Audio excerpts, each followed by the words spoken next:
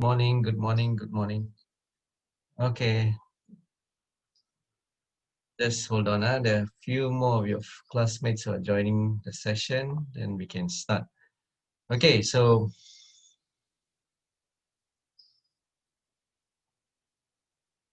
don't forget to write your names in the chat box to register your attendance so that I can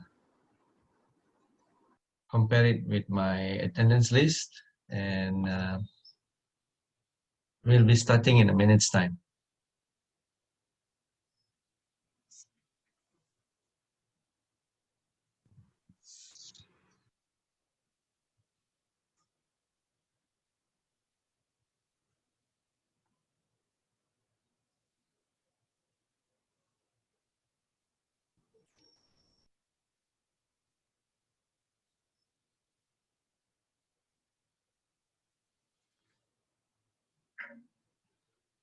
Okay, guys, hi. How was your weekend? I hope everyone had a good weekend, and it's a brand new week and a brand new day. Of course, today we'll be looking at a brand new topic in the subject of graphic communication. And today, what I'd like to do is to talk to you about typography, and this is something that we have been doing in class for the practical. So if you have any questions regarding your your assignment, you can talk to me after the class.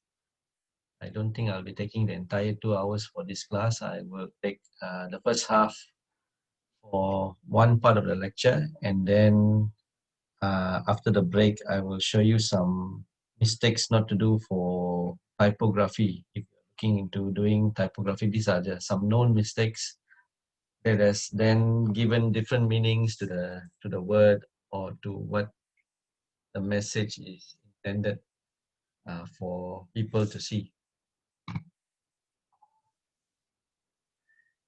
And then after that, we can do some discussion if you want to on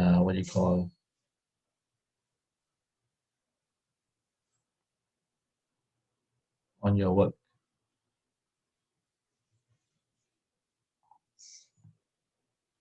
All right, so I'm going to share today's slides with you guys. Just wait a minute. And you should be seeing on your screen today's slide, which is known as typography in design. Are you all ready to start? Yes, sir. Okay, thanks.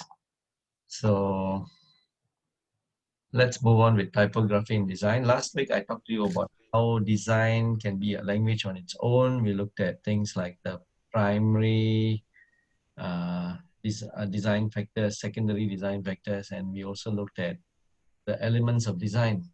And if you can still remember, elements of design consist of things like your shapes, lines, texture, color, okay? And am I missing something else? Shapes and shapes, lines, texture, color, and there was one more, right? There were 5 altogether. Anyway, um, having looked at all of those elements of design, you should be able to put all of those together, all of it together to then form something for your logo, right? So remember, this is week 5 class, and by now, most of you, okay, if not all of you, most of you should have already at least shown me one or more sketch of your logo, how your logo is going to look like. And I should have given you some feedback. If I haven't given you any feedback, do let me know.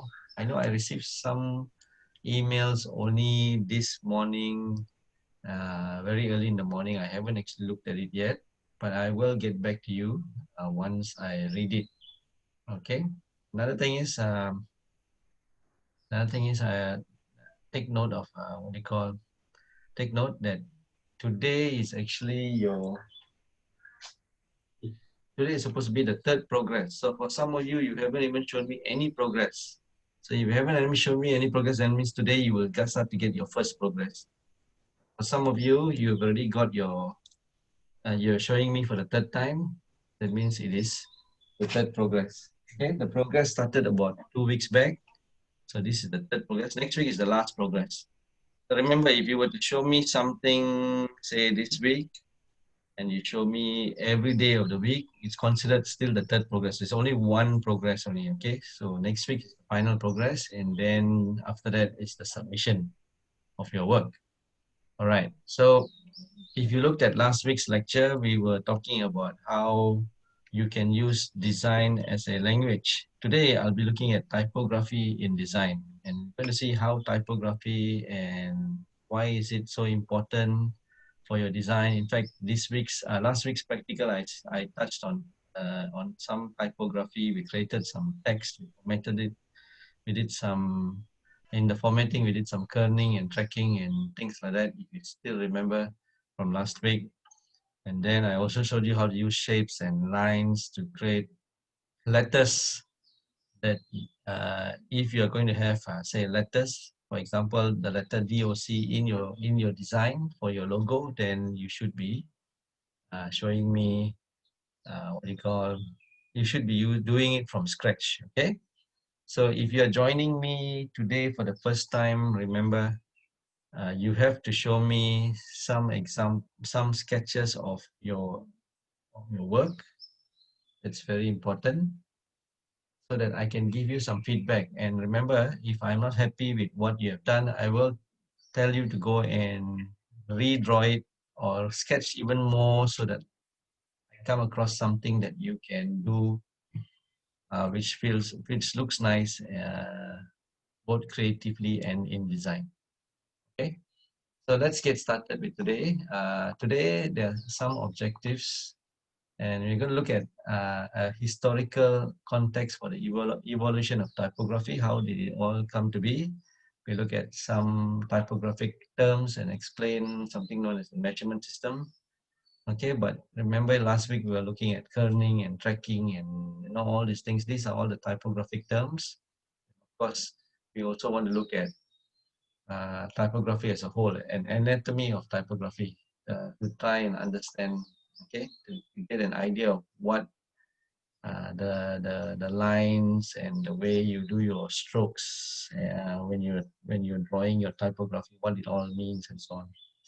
Then look at how we want to explore how to select typefaces for appropriate to a project's design and communication goal. Now, not all typefaces are suitable for your work. You need to find the right one. I have been telling some of you to use some modern typefaces for your for your work, for your logo. Let's see what are these modern typefaces so that you can then use it for your for the work that you want to create. And then we also explore ways that type can lead to expression, can lend expression to a design. Okay, certain typefaces that you use can express your design, can make it stand out, can make it look really good, and so on. And some of the things that we discuss here will also, you will apply it to your second project, which is the major project. And then we can also look at, I also want to examine harmonious combinations of type with imagery and other designs. So how you can combine type with imagery and other design elements such as lines, shapes, and so on. Then there are more objectives here. We want to investigate a variety of sources of type, explore how to use type judiciously when legibility is a factor, and discuss typography and technology. Okay, so let's start by looking at how typography came to be. Okay, we need to go back in history to see this. Okay, to check this out. Only then we will have an idea of how typography came to be.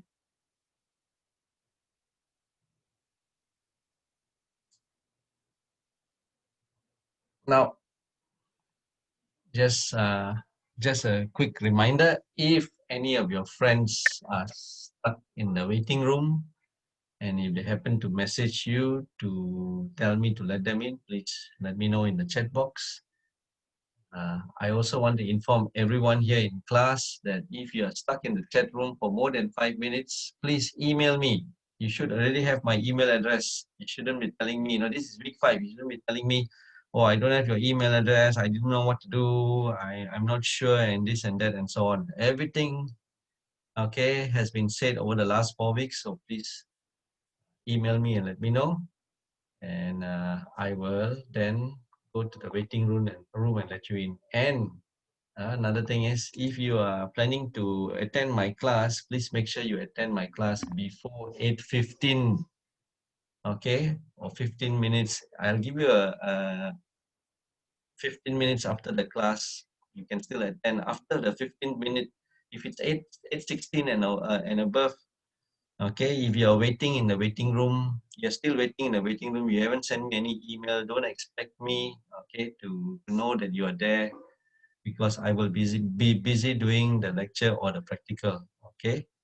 So I'm just giving you all a heads up. If after 8:15, you still haven't informed me or emailed me about your wait in the waiting room, okay? If you get an absent in your attendance, okay, uh, don't try to find excuses to let me know that you were waiting and waiting and waiting, and that's why, and I didn't let you in. Okay. Once again, everything on Zoom is recorded. I will be able to know what time you attend the class, what time you are waiting in the waiting room, uh, and so on. In fact, a person who waits in the waiting room who doesn't even send me an email to let me know that they are in the waiting room, I will be prompted by an email by Zoom. Okay, so if I don't get that email, that means you were not in the waiting room. Okay, just to inform you. Okay, all right. So let's move on with today's class. Okay, the evolution of typography and how it became to be. So many years back, okay, if you go centuries in time, you go back centuries in time, the very first type of typography was in the form of what is known as clay tablet impression, or they call it as cuneiforms, if I'm pronouncing it right, okay. The cuneiforms were actually clay tablet impressions. What they did was they pressed symbols onto clay tablets. Okay, clay tablets were those. I have a picture of it after this. So clay tablets were tablets that were placed in a common area where people actually gather so that they can actually read the message. I'm I really that was what was happening at that time when they wanted to get the message across. They couldn't actually throw these clay tablets like how they throw newspapers, okay, how they throw newspapers into your home and so on. They can't do that. Just give me a minute.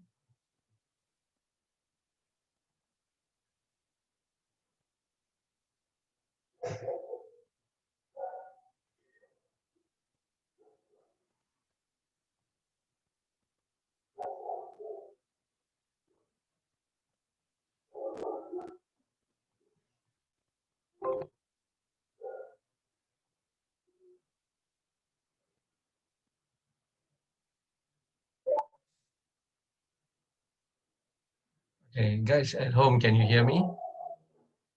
Yes, sir. Yes or no on your in the Yes, sir. chat box? Can you hear me? Yes, sir. Yes, sir. Okay, Yazan can hear me. The rest of you? If Farhan can hear me, that means everybody can hear me. Yes, sir. Yes, sir, I Okay, can hear okay. you. Can, good. Now, because I had a little technical problem just now. All right. Can someone just say something on so I Yeah, can sir. so I know that Something. my speaker is Test, working? test. Hello. Hello, sir.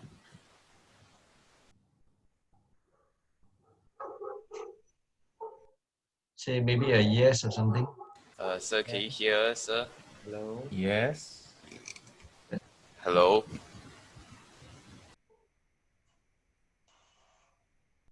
I don't think you can hear us. Sorry, it's just that, okay. Can you say something now? Yo, sir, can you hear us? Hello, sir. Can. My speaker Alright. it got disconnected and got connected back again. I don't know why by default it goes into mute. That's the thing. Anyway, thanks guys for that. Anyway, let's continue on. Okay, so I'm looking at clay tablet impression and how it was a way to communicate with people at the time. This was centuries ago. And then we had the hieroglyphs, which were ancient Egyptian alphabets that were written on the walls of the pyramids, okay, on the inside of the walls of the pyramids. And then came Semitic and Roman alphabets, okay. So the alphabets that we are using right now are actually uh, Roman alphabets. And then there was also this guy called Gutenberg who invented, okay, what is known as the first printer. So if let's say you're thinking about how printers evolved, this guy Gutenberg is like the father of printers. Okay, the father of printers. We continue. That is a very early form of cuneiform. Okay, very early cuneiform. Okay, tablet, stone tablet. Imagine having these stone tablets in carrying it around in your backpack right now, instead of using the normal iPad or another Android tablet. Okay, you guys won't be walking that far. So they were big. They were placed in areas where everyone can actually read it. And definitely, if you lived around this time and this century, you wouldn't want to be sending out invitation cards. It's not a good idea actually because of how heavy the stone tablets were. Okay, so this is another form of an evolved cuneiform. Notice how the wordings are now much more clearer. Okay, of course, as time went by, things became much more better and easier to read. So these symbols that you see on the stone are actually letters, okay, letters that have been pressed onto the clay, and that is what you call dries up, it looks something like this, okay, with a little bit of polishing that is on. So Wesley says his back will break just coming to my lecture if we live in those times. There are 4 other subjects. Yeah, imagine carrying 5 of this in your backpack and then using it as part of the lecture.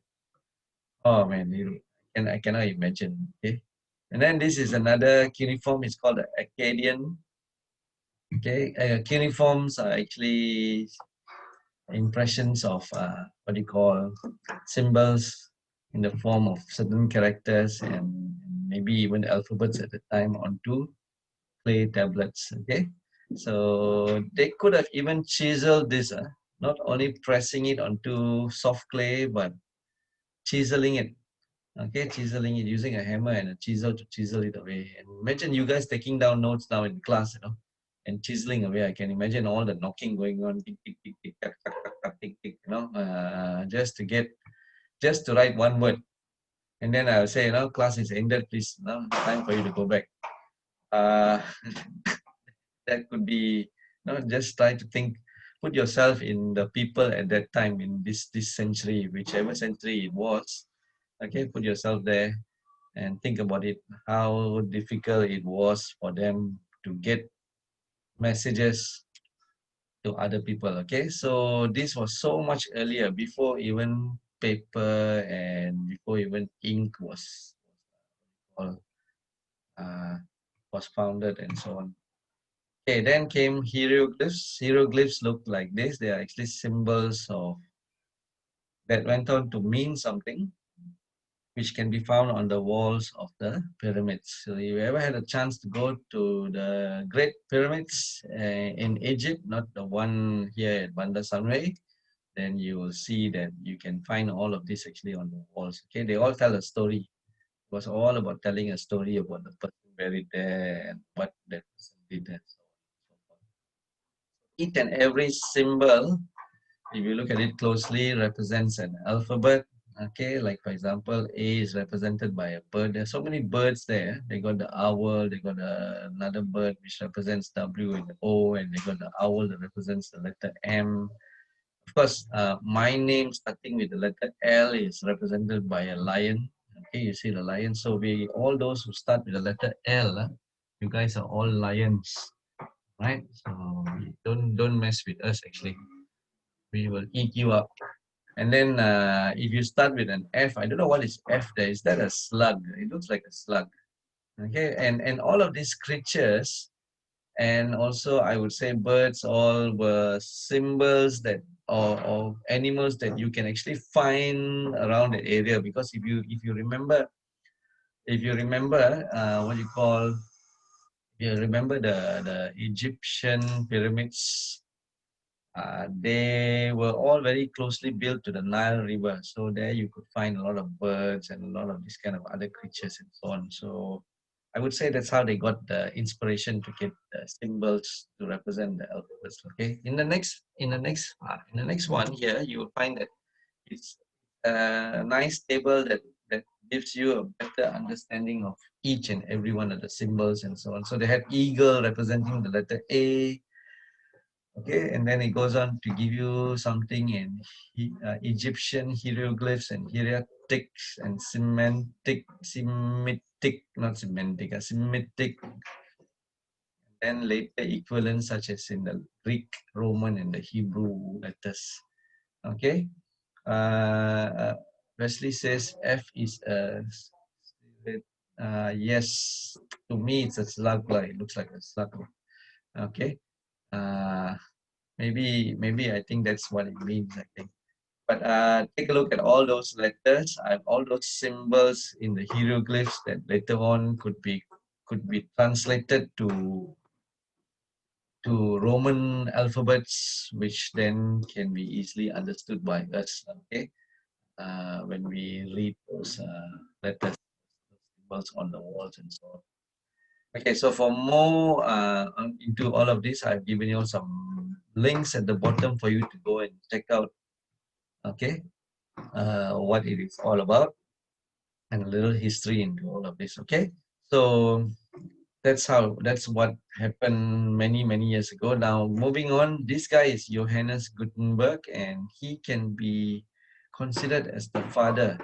Okay, the father of movable types.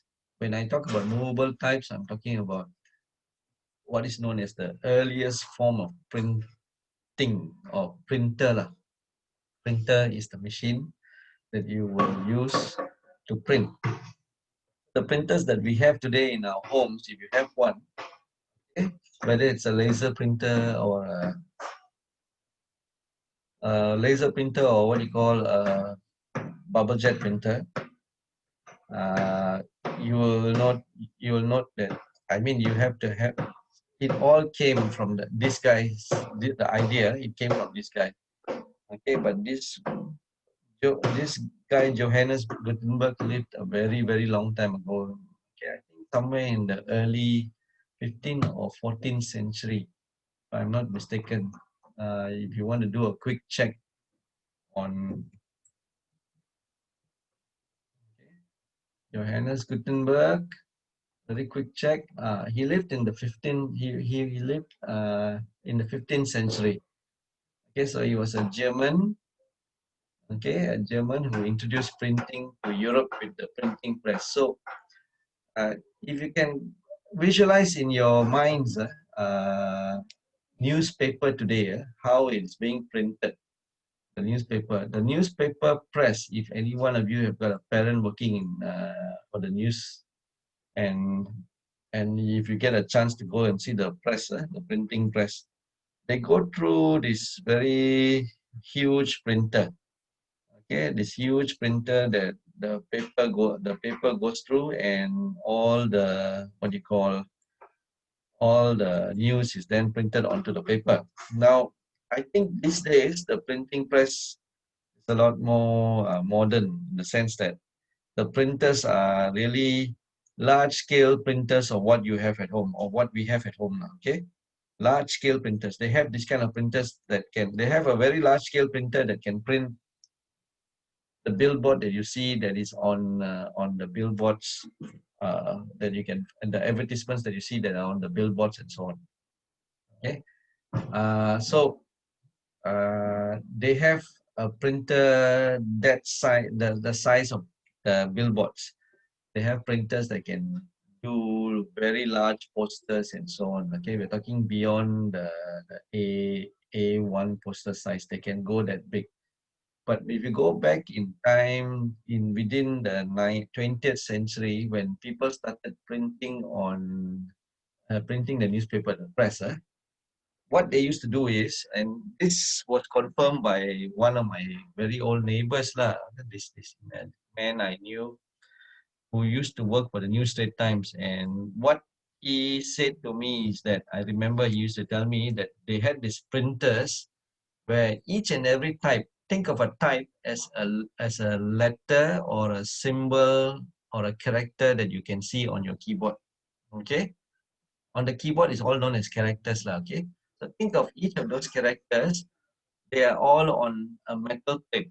And how many of you here know how the old typewriter works? The old typewriter where you have to hit the pins onto a ribbon, and then the ribbon will have an ink which will then appear, will then press the letter onto the paper. Okay, think of the typewriter with those pins. Okay, those pins hitting the ribbon. Those pins will be bigger. Okay, slightly bigger, which will then be arranged to form a word, a sentence, entire paragraph that will then be that will then, what will happen is you will then need to dip it into the ink, or the ink will be smeared onto those typesets. They call it the typesetting, and then that will be pressed onto the paper. That's how it was done, and that's what Gutenberg did. That was how he started it. Okay, that's how they started it. Praise is saying, watch the post. You can see how they print newspaper. Thanks, Praise, for telling us about the post. Praise talked about the post. The rhymes, the post is by Praise.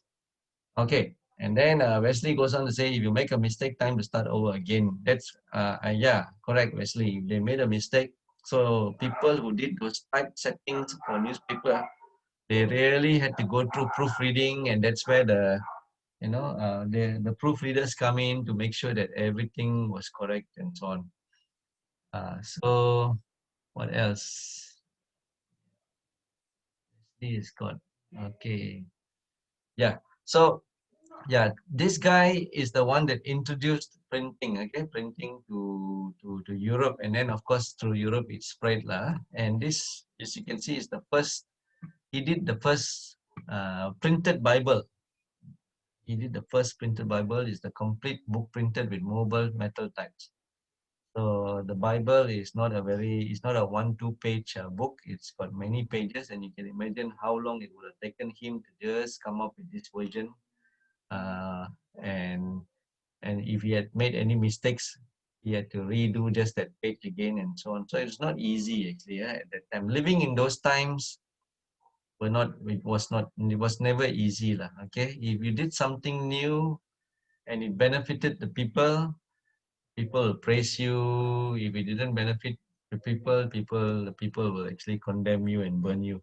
Okay, so it was a very challenging time. These days it's so much easier. We have the internet. We are not talking about all these mobile types and printing anymore.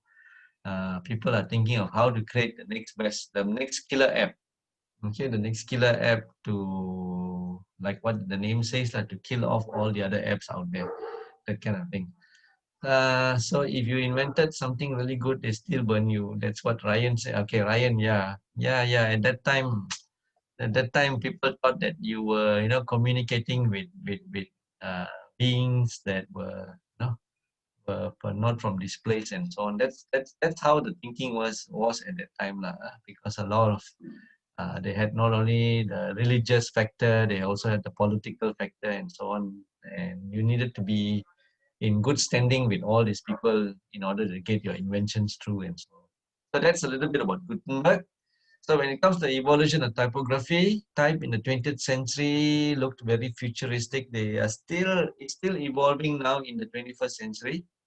Okay, but Everything that you are using these days actually came from someone who came up with a typeface that you are using today now. Okay, so as the years went by, new typefaces started appearing to dip, not identify, what's that word, to depict that year, you know, that you're in. So now we are in the year 2020. Maybe you want to go online and do a little search and find out what are the new typefaces that have appeared in the year 2020. Do they look so much different from what is available and what was done many years back? Most likely, yes. They will look very futuristic. They will be a lot more easy on the eyes. There's a lot of people still doing a lot of research into typography and so on. Of course, it is also because of the influence of print technology. Okay, it's also because of the influence of print technology. That's why typefaces have actually evolved a lot. So Praise goes on to say everything is about politics. Yes, Praise, I agree with you, but it's always best to stay out of it and just do things like how you would do it every day. And of course, Wesley goes on to say religion also, it is because of the press that Christianity, as we observe today, is how it is. It's all an evolution of what has come from the centuries before us. Okay, so it all comes down from that. So when it comes to design and typography class, okay, when it comes to design and typography, you need to look at how you want to attract your viewers. How do you want to attract them? Do you want to attract them the very first time they see your work, or do you want to attract them by allowing them to see your work many times and then only get the message you're trying to tell them? Okay, so when it comes to design and typography, we have to look at a few things. Hierarchy is one of it. Okay, whereby you put the most important element first, followed by the second, the third, the fourth, and so on. So you organize type and other elements around what is known as a focal point. There's always one thing that someone will look at. For example, looking at posters. When you look at posters, let's look at movie posters, class. When you look at movie posters, the name of the movie usually is the one that attracts you, okay, that captures your attention. Usually that's the case. Okay, very seldom a movie poster will not have the name of the movie on it. Okay, all the time it will have the name of the movie on it. It will be done in such a way that it captures your attention. The idea is to capture your attention. Okay, you want people to see it. There can be 10 movie posters on the wall at the cinema. The idea is to capture your attention with the most attractive, creative movie poster so that you will walk towards that poster first to see what the movie is all about and then go on to see the next one and so on. Sometimes there are 10 movie posters there and all of it captures our attention, or it doesn't at all, but in a very quick glance you are able to look at all the movie titles and know what is going to play and coming soon and so on. So it's very important to arrange everything around a focal point. You see in the next slide, you see, I think there's an example. Then there's also this thing called balance. You must determine visual distribution of type. You must make sure that there's a balance between the left side and the right side, the top and the bottom, space and no space, and so on. And I've got examples to show you about this balance and so on. So, what do you call, if you're talking about hierarchy, take a look at the word typography. Hierarchy, big, bold, very strong, and then followed by all the other. That's the main focal point, followed by all the other elements that surrounding the word typographic hierarchy. So go back to your go back to your logo. Then you are designing. Go back to the logo and look at your logo, the one that I've agreed that you should continue, that you should go ahead by converting it to Illustrator. Look at it again. Look at it and see if you have that focal point that you want people to look at. Okay, make sure you do it, look at it again and again and again. If I were you, I will have my sketch pasted on the room wall. Okay, I'll have my sketch pasted on the room wall, the one that you're supposed to work on. Okay, and then start coloring it and seeing whether it captures your attention. Go and paste it outside where you stay. Let your parents, your siblings, your relatives, all when they come to your place, all they say, "Wow, whose drawing is this? Very nice." Okay, what is it? If they ask you what is it supposed to be, okay, good start. Then you can say that's my department of communication logo, the place where I'm studying my degree in communication. Then at least you're also spreading a little bit of you're giving them a little bit of insight into what you're doing. That's why you say, oh, what does DOC stand for? Usually if you don't have the word Department of Communication at the bottom, people usually ask the word question. Does DOC stand for? Then you can say Department of Communication. Then take some of their feedback also into consideration when they give you some feedback. Maybe they'll talk to you about the color, you need to change it or have a much more say brighter color or less bright colors and so on. Maybe go into some other colors, change the color. Take a look at all those things, see whether you can take some of their feedback and then apply it to the design that you are doing, so that you have you have the best of both worlds. You have something from me and also something from the people who are going to look at your logo. This is another example of how you would want to get people's attention. Here, the word human voice is the focal point. Human voice, then followed by, you see in the triangle shape at the bottom, followed by the meaning of human voice and what it does and so on. So the idea is to get people to look at the word human voice and then they get attracted to it, captures their attention. They go towards this poster and then they look at the lines at the bottom. Oh, that's very, very interesting, because the lines at the bottom in the form of the triangle tells you a little bit about the whole word human voice and what it sounds, what defines it, like what is it like and so on. Okay, so that is what this example is all about. Anyone has got any questions? Everyone okay so far? I just want to call out his name: Ahmad Aladdin Muhammad Abdul Fattah. Are you there? Are you there? If yes, say yes. If no, don't send me an email later on and say you were there. Just want to get this on record. Okay, let's move on.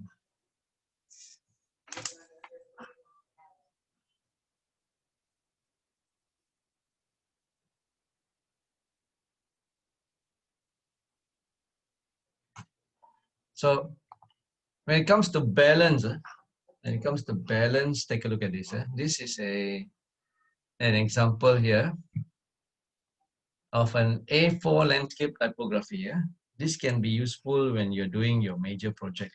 It's also useful for you to know how to balance typo on any project that you're working on, any design project that involves some typography. So you take a look, those numbers in circles actually mean something. And if you go back to the next slide, it tells you, number one, a clear and consistent alignment has been established. All graphic elements, example, the tops of the columns of text, all start at the same height on the page. Say, take a look. Number one, look at that paragraph. The following short descriptors provide an introduction to each, and then the number one on the right is the same line as the one on the left, the number one on the left. Okay, see the same line. They all start at the same line.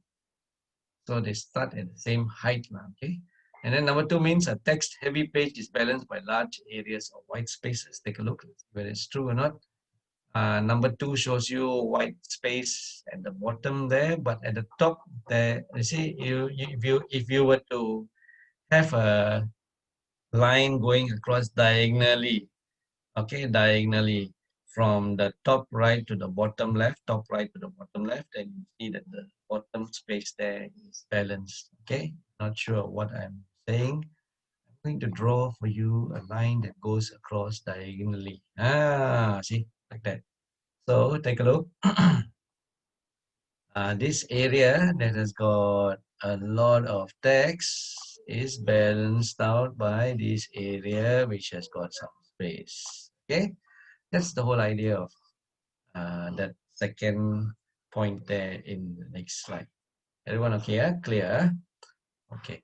So think about this also when you're doing your second assignment, which is the major project. Remember, the major project is something you do in groups of the maximum minimum 4 to 5. If you haven't got a group yet, please go and check it out on eLearn where to go and register your name for the group. Okay, this is already week 5 class. You should already know what to do. If you are joining me for the first time, then you better email me and ask me about what is this all about so that then bring you up to date. If you don't take the initiative to do it, then I can't help you.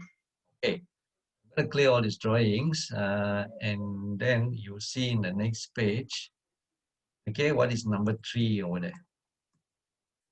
Okay, number 3 is running footers are separated from text by thin lines. So you see there's a running footer there. See that thin line there?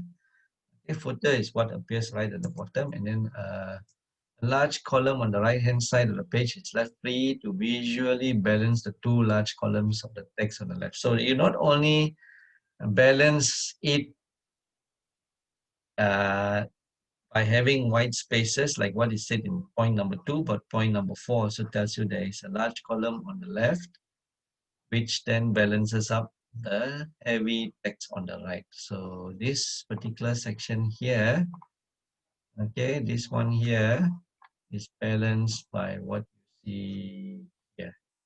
Okay, that's the idea there, is to have some form of balance when you look at the whole drawing, the whole thing. Okay, so this is just an example, one example here. So we move on to the next one. Okay, take a look at this.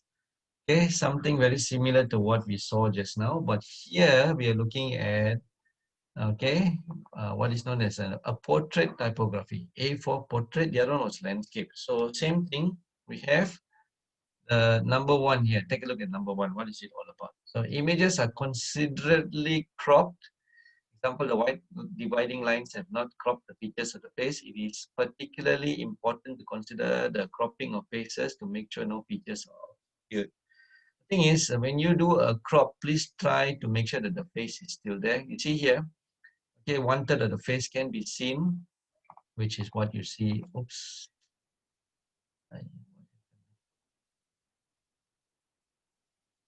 Okay, 1/3 of the face can be still seen. You know what I mean? You see here, this part. We don't have the line. Okay, don't have a line going across the face like this. This is wrong. Or you don't want a line to go like that, say maybe like that. Then what are you seeing? You're not seeing anything. You're just seeing the forehead and what's below the eyes. This shouldn't be the way you're doing your lines if you're planning to do any kind of lines to separate the image, okay, in your work, in your design. Don't do this kind of work, okay? And then what's next? Next, you will see that clear information. Oops, I should clear that. Clear information hierarchy, boldness, and size are used to differentiate between different levels of information. So let's take a look. See number 2 here. Can you see all the different? Okay, can you see all the different what you call header here? See, can you see the way they have differentiated financial review from that text there, and the third one, summary of results. Okay, giving you some bold look, some non-bold look, and so on. And then even the font size is different. So same thing, if you are asking a question, let's say in the article that you're doing for your major project, you're asking a question, and the question is the same font size and font type and font style with the answer, then it will be very difficult for people or the readers to actually know which is the question, what are the questions, and where are the answers. Sometimes it's difficult, it's very confusing to the reader, so you must be able to separate it and make it very clear for them. That's yeah. Okay, I hope you all are getting all of this so that you make sure that when you do your work, especially the major project, it is clear. Things will become very clear for you to do your work, your layout, and so on. Now, number 3, figures represented in the in a visually attractive but still informative manner. The figures here is number 3. You see the pie chart is there with the legend over there at the bottom. So that actually gives a very clear,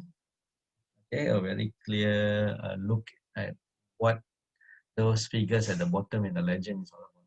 It can be represented by the figure pie chart. So when there is a need for you to have a diagram to represent certain, say for example, data collected, make sure you put it very nicely. Use the right diagram to represent the data. In this case, they're using a pie chart. They could have used they could have used uh,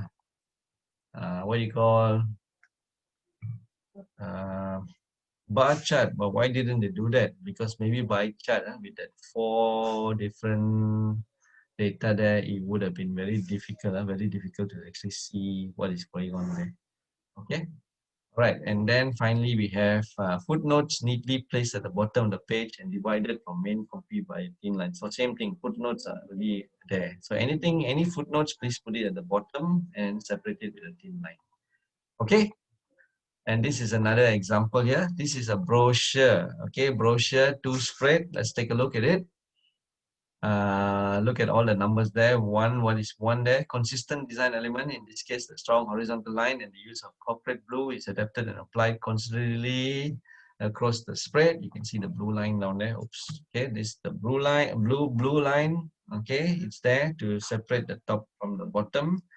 And then what else? 2 column grid on A4 page.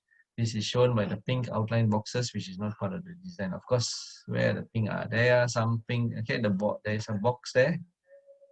If you can see the box, it's there. I'm going to use pink also here. See this box? Okay. This one is showing you the separation, 2 column. Okay, this is 2 column. Yeah. So same thing over here also. Okay, here they're using the 2 column here to separate. So you must be able to design your work in such a way that it looks nice and pleasing to the eye. Of course, running header, number 3. In this case, the copy next to the number 3, study English in the UK, remind the audience of the title of the document and where they are in the document. If you look at it, where is number 3 here? Number 3 is up here, see, study in the UK. So just to re-inform, remind the readers where they are in this brochure and what they're actually looking at. All right, so that's the idea there. Number 4, images are considerably cropped to show them to their best advantage. Okay, here you see the images. You see how they're nicely cropped. You don't put an entire, that is why for the second assignment, I want all of you to take regional images, not something off the net. Nothing must be taken from the net. You have to take your camera, go and take the picture, and then use Photoshop to crop it or edit it in such a way that it fits very nicely into your 2 spread article, okay, 2-page spread article. And then finally, instead of filling this page with text, white spaces has been left to balance the feel. Some white spaces to give you that feel to balance of the page. Okay, so that's on that. Any questions on this, guys? Oh, someone is waiting in the waiting room. Do I let the person in, or should I just let him wait in the waiting room? That is something that will be answered after the break. So I'm going to give you a break, and when you come back, I will show you what is going to happen in the next, which is 21 of the biggest typography fails in marketing history. Actually, this is somebody has taken shots of how typography has been used very badly when it comes to advertising. Okay, and I've seen in real life this kind of mistakes. Okay, even here in Malaysia. Well, of course, at that time I didn't bother to take a shot of it. I should take it, but not knowing me, being very lazy to just take my phone out of the pocket to take a shot. I'm not so much a photography guy. Yeah, I just don't like to take pictures a lot. You will see very few pictures of me, and there are reasons why I do that. Okay. All right. So let's take a break. Okay. And when we come back, I will show you these fails and explain a little bit about what they have done wrong and why you shouldn't be doing it. And then after that, I can talk to those of you who've got your work to show me. If you want to share your screen and show me your work and get feedback from me, you can do that. Okay. So let's continue with 21 of the biggest typography fails in marketing history, according to this guy who came up with this website. Okay, I'll now share with you the website so that you can see uh, it. All right.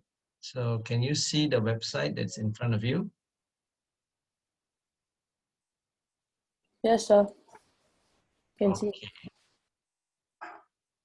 All right. Okay, now let's go on. So this guy who owns this website has gone on to post, okay, some of the typography fails that he has seen. Okay, he has seen over the years, and he genuinely thinks he feels sympathy for the designer and thought that these choices were good ones when choosing their lettering. So please, designers, or even you at home, when you are doing your work, make sure you think of your fonts. And this is where, you know, when I talked about kerning, okay, horizontal spacing and tracking, this is where it becomes very important for you to do all these things, okay? So let's move on with the field. Where is it?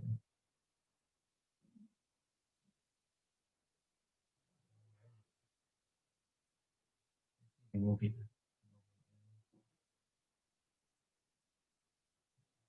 Right here. Doing wrong.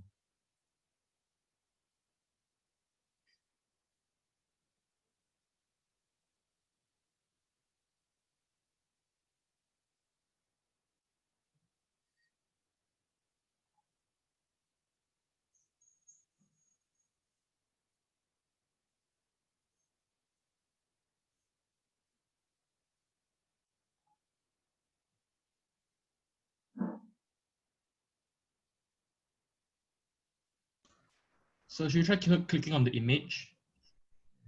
Not sure. Does it work?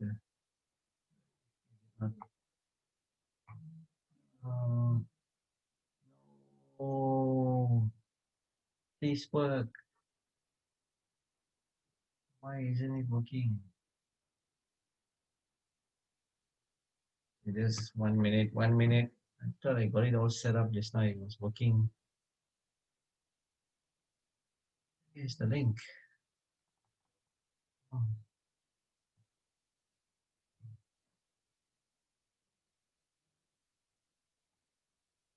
no, does this.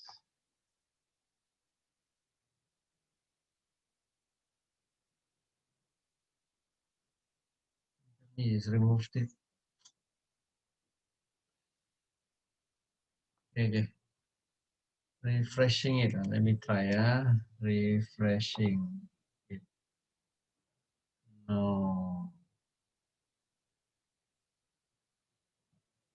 He remove it.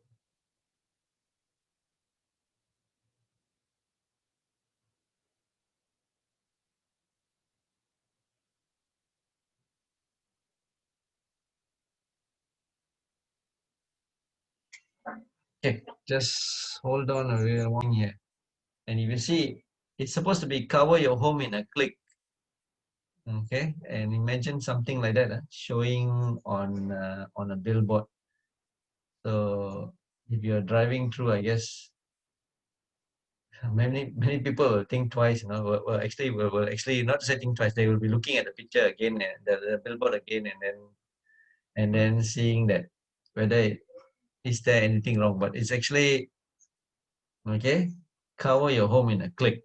Okay, it's not what you think is written there. This is another one here. Okay, look at the picture on the left, the one that says massage. It's massage therapist. Okay, but because of that gap between the therapist, yeah, there's a small gap between the E and the R of therapist. You see that it gives you a different meaning. Okay, so if you are doing something for someone, please make sure that you get that proofread before you go and print it out and get people like this guy taking pictures of this fail here. Okay, there's one more here. This one. All right. I think you see what I see also. Okay, but that is not the word above is not what you think it is supposed to be. What do you think the word is supposed to be? Final touch. Yes, correct. But see how because the F and the I is not spaced out. Okay, and then you have this. All right, you have this. I mean the Malaysia one also what? Which one? Malaysian one also like this. There is a final touch fabric softener. I am not sure. Okay, maybe you want to find out the Malaysian one and then share it with us. You see, there is final touch. It's not what you think it is. And then let me see where else can I get the other ones. This one. Take a look at this. The picture is quite small, but I think this is his website. His Pinterest site. Look at this one. I can't get in.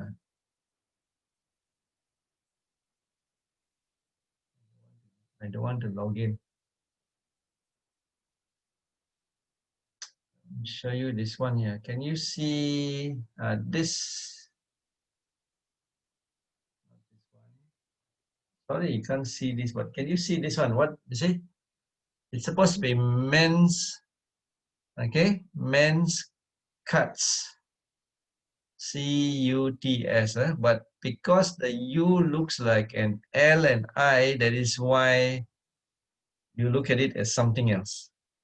Okay, you will think of it as something else. So once again, the typography, the type that you use, the face type, the font type, sorry, the font type that you use is also very important. Don't go and use all these very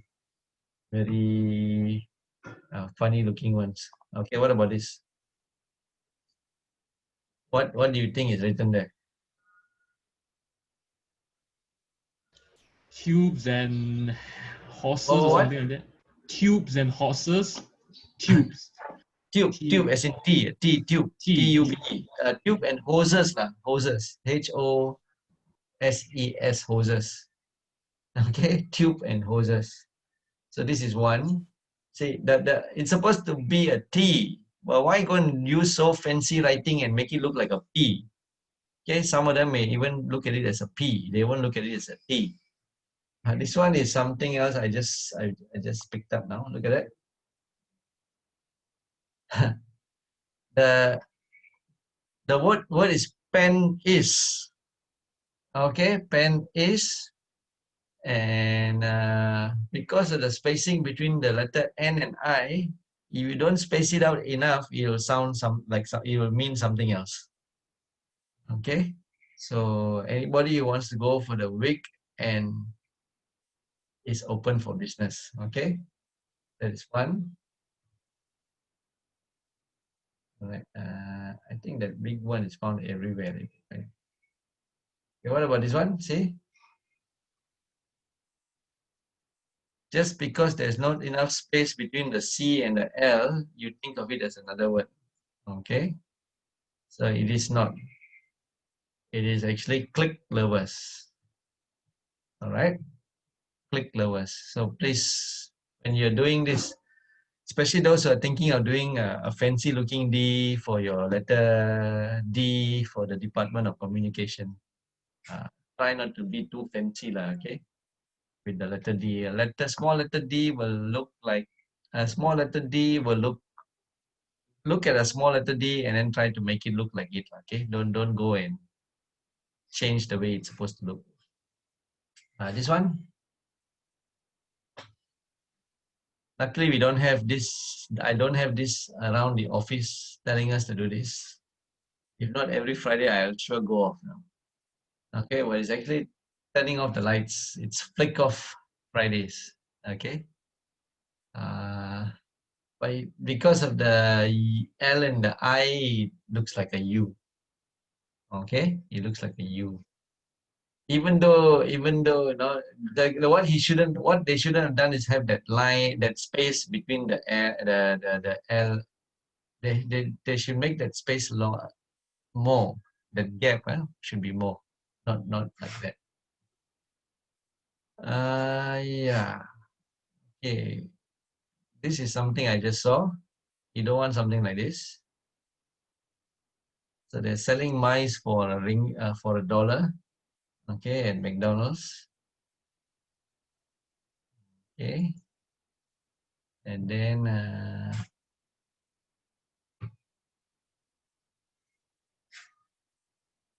spelling is wrong. All right. Although maybe they want to spell it this way, but they did it wrong.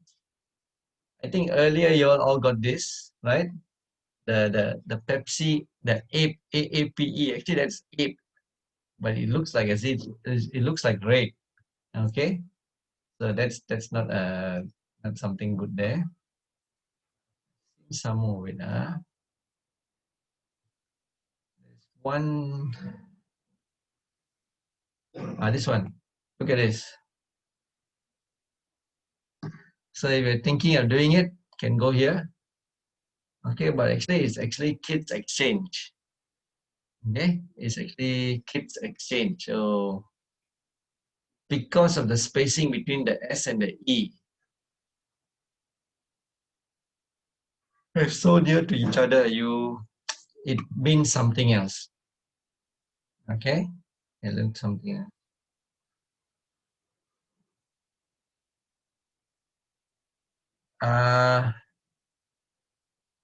The font. I know lah, praise, but not everybody knows it, right? Okay, look at the font. Look at the font here. Using what they wrote there, very difficult font, especially that last part, that miracle. It looks like miracle shit actually. It looks like miracle shit. Everything else is okay except for that word miracle shit. It's miracle suit. Yeah, miracle suit. Yep. This one, anybody wants to go for this? This registration is quite good. Okay. And then you can get a miracle sheet. Actually, this is what, once again, this is the final. It's final. So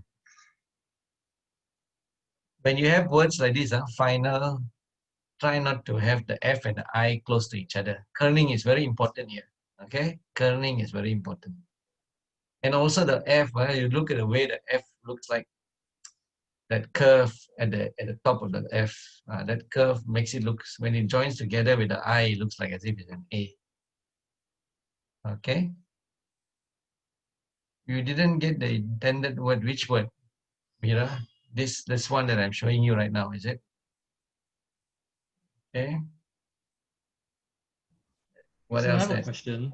Yeah. I have a question. Is it possible to intentionally make these kinds of errors just to grab attention? Because let's be honest, Yeah, yeah. Once we see that, we are less likely to forget that we're going to remember that shop as the shop that made an error, and then it could bring in business. Is it possible to do that? It is. Yeah. This question also raised the last time. Whether they're doing it intentionally to attract, capture the attention. But then again, I don't think so. Something like this you want to do intentionally, like no. And this is because the people who designed it didn't think that most probably the final result will look like this, once they printed it out. As for the other one, like kids sex, you think about it, this one is intentional, this one, like this, kids sex exchange. Kids sex change. I, Even if it's supposed to capture your attention or attract you, would you actually send your kids there? No? I don't think so, no. Okay, I won't send my kids there thinking that it's kids sex exchange. Kids sex exchange like that. Who want to send your kid? Hey, see, look at this one. Once again, it's the F and the L, Okay, the F and the L causing this problem. Not, it's all about the spacing. If there's a little bit of spacing was there, then you won't have this word appearing like this. Now everybody will go to the shop thinking that they can get one real big maker, but they'll be disappointed when they get there. Okay, so think about it. Would you want to do this kind of mistake, when you put up the sign? I doubt it you'll do this kind of things. Maybe, to do it in a humorous way for some advertisement, maybe you have a pun which is not intended, but it's a pun within the advertisement. It's okay, that is all right. No, but not to do something like this and then not what you call, not actually look at it and think that it means something else.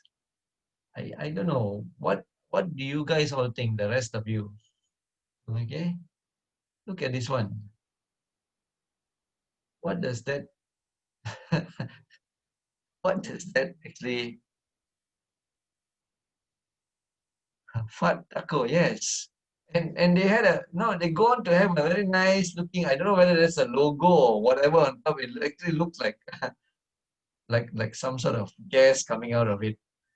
But I think this is supposed to be fat taco, or fast. What do you think? Fat or fast? I don't know. Yeah, it could be fast. It could be, that line at the bottom. Okay, maybe it's fast. Like it's supposed to be fast because of that line at the bottom that then goes on to make up the T. The stroke that goes across the T. So it's fast taco. But then again, it's done in such a way that it looks like fat taco. And look at that picture at the top there. That little picture. It looks like somebody let go something. I wouldn't want to go and eat here. Okay. Let's see what else. Aisha says, what is that even supposed to say? Actually, it's mega flicks, if I'm not mistaken. If you're referring to the earlier one, it's mega flicks. Okay. Okay, let's see. So many examples out here. Okay.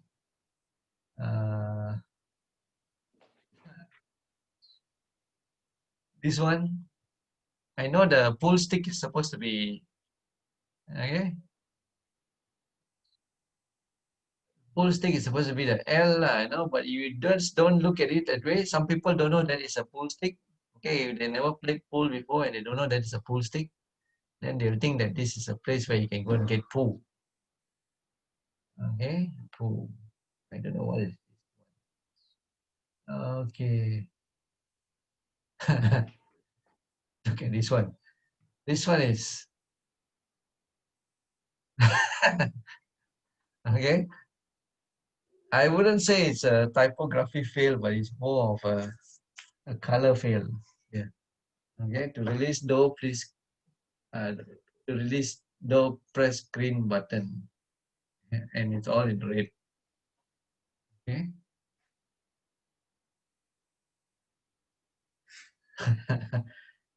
Okay.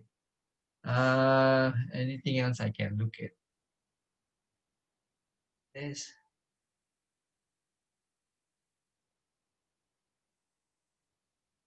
Let's see. There was one that's nice, but they don't have it here. I don't know whether I can find it. Anyway, you have an idea of what okay what are these fails lah. So if you want to go with all this very fancy writing, all this fancy writing, please be careful because it can lead to different meanings. It can lead to a very different meaning. All this very fancy looking writing. Let me see. Okay. Talking about all these fail words lah. Now fail. this is really wrong. This has got to do with the image. The image is wrong. Then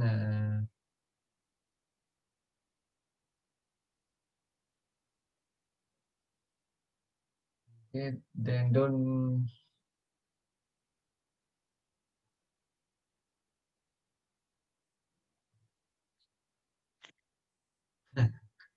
This one also.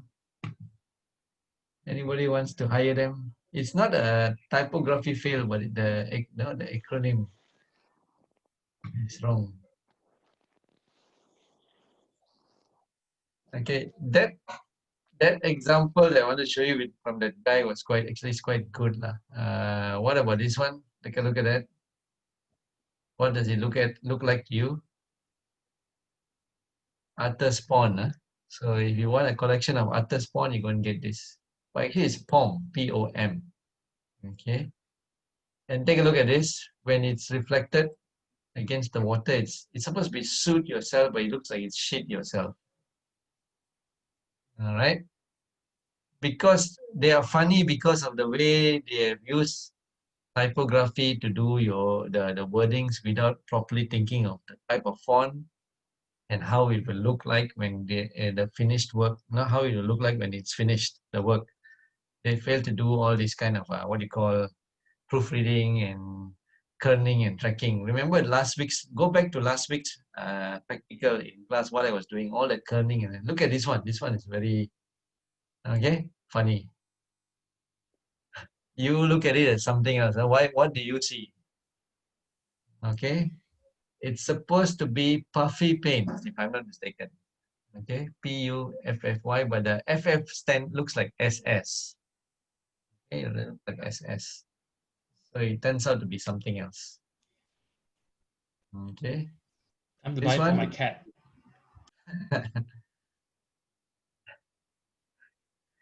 Look at this one. Although the U, it looks like a U, but from far, some people like to write the H that way. So 2 sheets for 199. Oh, so expensive. Okay. This must be really expensive sheets because he must have added some gold before that to sell it for that price. Okay, but it's actually 2 suits. Okay, 2 suits. All right. Anything else I can show you? You see, by putting the $ next to that exchange, so it looks like as if it's sex change. Although it's a $, yes, but see how the meaning, it brings out a different meaning. This is the one. This is really classic. I like this. This is actually a card. Okay, a card. So if you ever have a special aunt, don't send this card. Okay, actually that is supposed to be A, not C. But when you look at it, it looks like a C. All right. So these are just some of the examples of how badly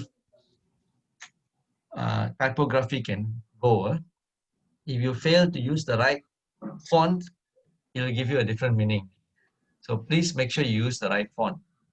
I'm sorry about that little hiccup I had earlier. I thought that guy's site was still working, but the thing is, like what one of you said, he most probably has removed it, and it can be found on his in Pinterest. I don't have a Pinterest account. I used to have one, but I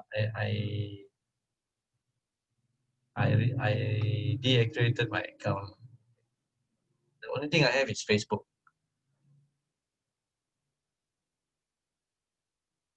All right, and then look at this guy's tattoo. All this very fancy looking font can get someone to really try and figure out what is written there. So you may want to avoid these kind of things. Okay, this kind of letters and okay. Any questions from anyone? Is everyone okay? Close that. Don't need to see that.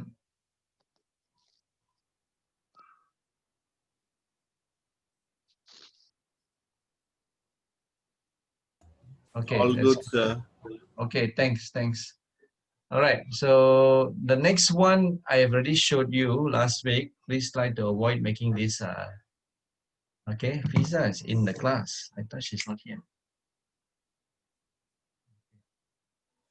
All right, I already showed you this this one. Now, I'm going to stop here for today. Any questions to ask me? Anyone? No, sir.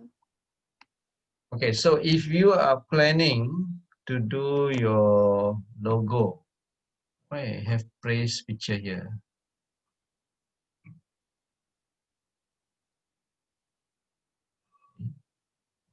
If you are planning to do your logo with the fonts that are done by yourself,